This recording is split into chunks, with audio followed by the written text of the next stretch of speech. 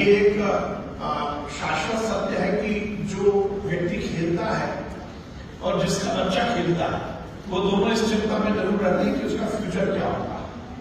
देश की सरकार ने और राज्यों की सरकार ने इसको लेकर बहुत कुछ काम किया है। मुझे लगता है कि हमें थोड़ा सा माइंडसेट ये भी बनाना पड़ेगा कि केवल नौकरी ही नहीं बल्कि बिजनेस सेक्टर में भी ये खिलाड़ी आ सके, क्योंकि सरकार की नौकरियों की एक लिमिटेशन है।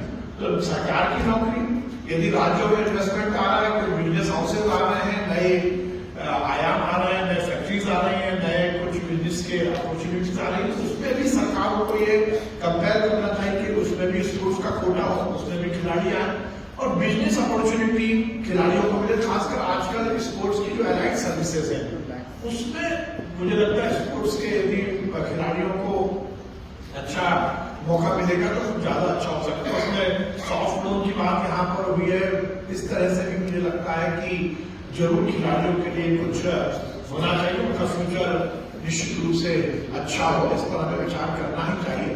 और मुझे लगता है एंड ऑफ द इस्तेमाल आखिरी में आखिर इस यदि हम दूसरे देशों की बात करते हैं तो दूसरे देशों में खेल का एक समाज में माहौल है।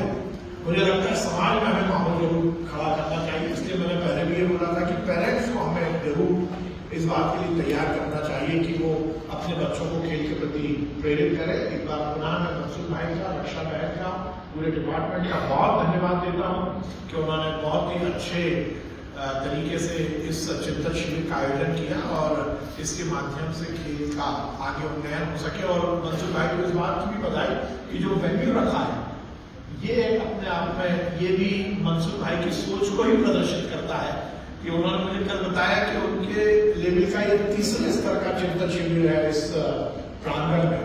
तो ये प्रांगण भी इस देश की संस्कृति को भी उजागर करता है और किस तरह से हम आगे अपने आप को जागृत करके इस देश को जागृत करें उसकी भी प्रेरणा देता है। मंसूर भाई को बहुत बधाई, बहुत बहुत धन्यवाद।